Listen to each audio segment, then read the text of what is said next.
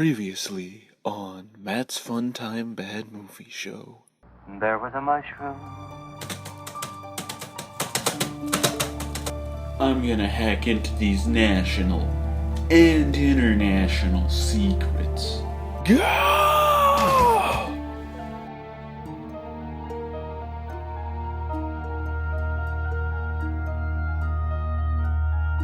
It was a stupid movie. That made even less sense the second time. It's Matt's Fun Time Bad Movie Show. Starring Matt. Today's episode, Fateful Findings, Part 2. Hello Internet, I'm called Matt, and welcome to Part 2 of my Fateful Findings review. If you missed Part 1, do yourself a favor and click right here. Meanwhile, I'm gonna dive right back in. Just as a refresher, last time there was a struggling writer, unexplained magic, an abusive drunk, a pill junkie, and adulterous themes. Wait, is this based on a Stephen King novel? So Emily pretends to cook already cooked food on this clearly unlit grill. Get away from me, Jim. You're drunk. And stay there.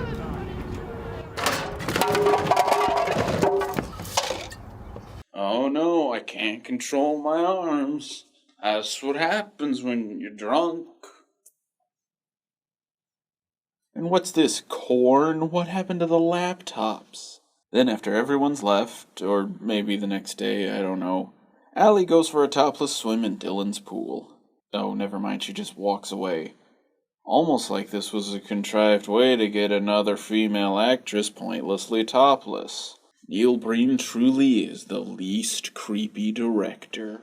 And now she's taking a shower at his house. Yeah, that's about how I feel about this. Stop. You can't do this. Please, don't do it anymore.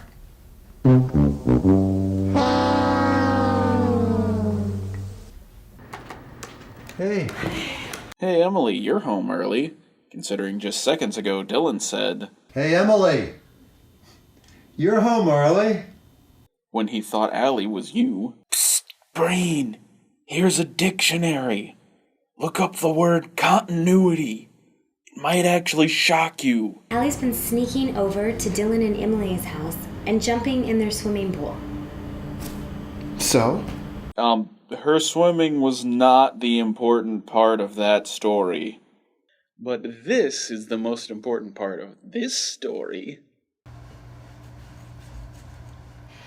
I'm gonna shoot this damn car off full of holes! No!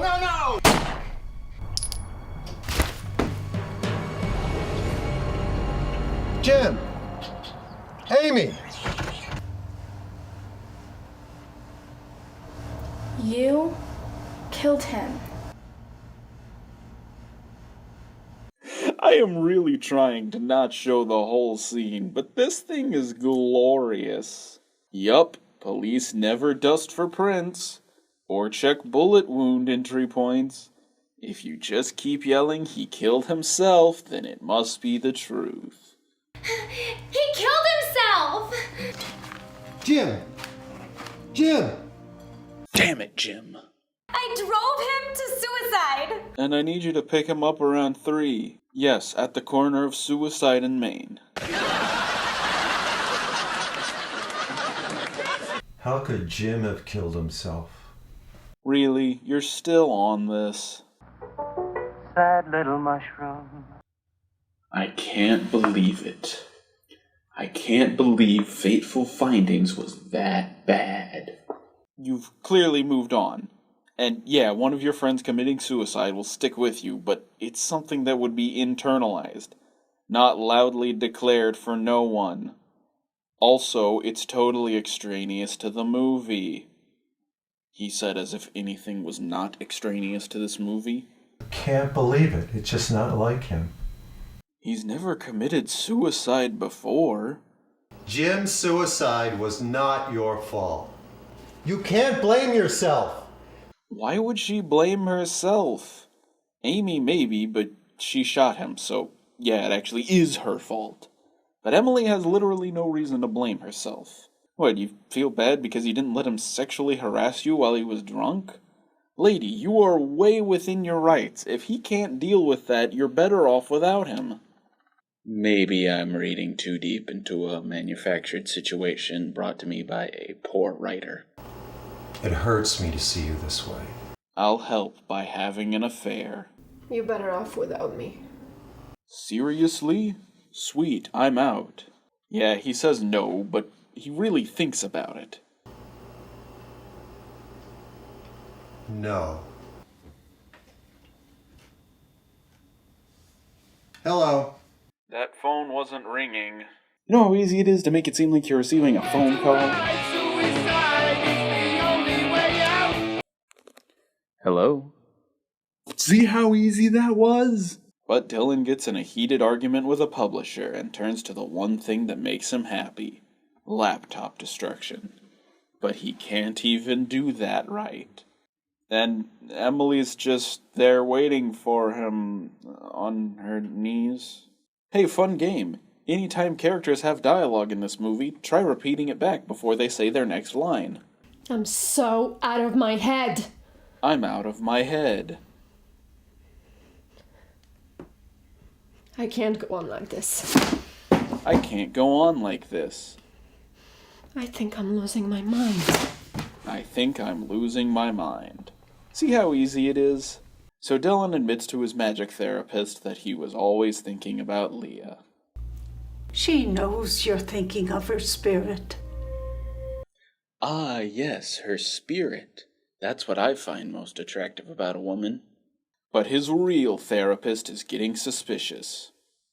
Are you seeing another therapist now? No. There is no one else. I am not seeing any other therapists. There are no other therapists. How did he lie more convincingly about not seeing another therapist than he does telling the truth about not having an affair? Then Emily spills Dylan's secrets. Fake drunk, maybe. He's writing about government secrets. That's a concern when I can't tell whether someone is doing a terrible fake drunk or just has really poor directions. Doesn't matter, Dylan and Leah meet up, so it's time to start banging. Meanwhile, Emily enjoys water in a wine glass. Yeah, no dice, sister. This isn't the movie where Neil Breen is Jesus. I'm not joking. So Dylan and Leah find the forest they found the Infinity Stone in. Then Emily ODs, so we don't have to feel bad when Dylan has sex with Leah. And Leah already said she broke up with Jim, and it's been, 2 days? You kids go to town. Psst, Breen, me again. You know Leah's fiancé? If you don't want him to complicate Leah and Dylan's love story, you literally could have wrote him out. He serves no purpose to the plot. Then Dylan finds Emily's body. It was you. I know it was you. You took the last Oreo. Emily's dead. I just thought you should know, phone. And so, with nothing to keep them apart, Dylan and Leah build a life together. But they learn everything comes at a cost. The end. No. We still have another subplot to wrap up. About national and international secrets. Plus, we gotta destroy some more laptops. There's number 6.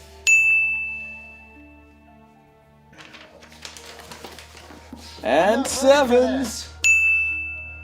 Then a kidnapper kidnaps Leah because of all the national and international secrets, and wow, this fight choreography.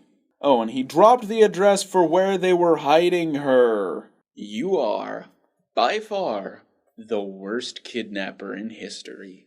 Hey, I studied the history of kidnapping in college. Get out! So Dylan finds her, but he doesn't have keys, so he does this. And so far, scene changes have been abrupt, but never this bad. You cannot come here again. And now it seems Dylan's hate for laptops is so great, he's even trying to destroy them in his sleep. But Dylan has to go on a business trip to visit Book? Should we be afraid? Of you, yes. And then Dylan shows up in Washington, D.C. for the glorious finale. I have discovered more information than any hacker ever has. Ever. Brag much? So Dylan reveals the secrets he's uncovered, and politicians happily admit to it before killing themselves. I resigned today as president of the bank.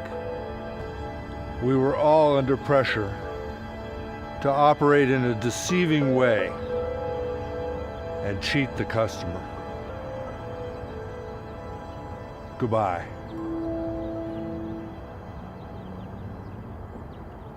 It's like Snowden meets The Happening.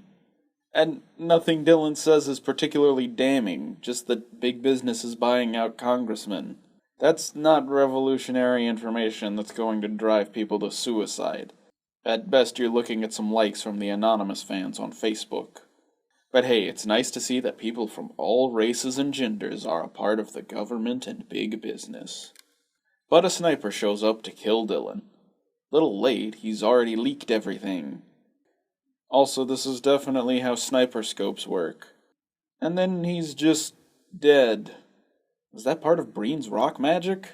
So the day is saved, and Dylan and Leah go off for one last forest fuckfest. Then, just as if to troll us one last time, Breen credits a bunch of companies just to say they're fake and he did it himself.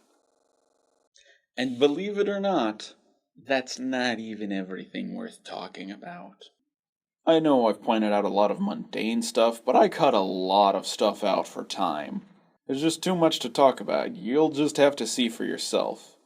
It's really several different movies haphazardly edited into one, and none of them coherent. First, there's a story of a couple going through marital problems, ending in the wife killing the husband. Then there's another couple dealing with one of them's pill addiction, ending in her overdosing.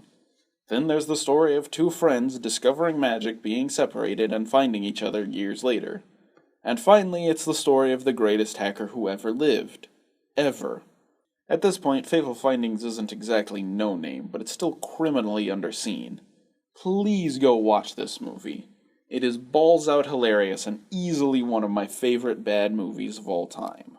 And now, the truth is out there about Fateful Findings, and oh, crap.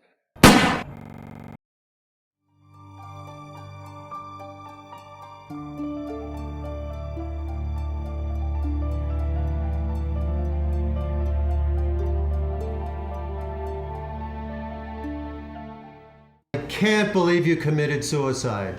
I cannot believe you committed suicide. How could you have done this? How could you have committed suicide?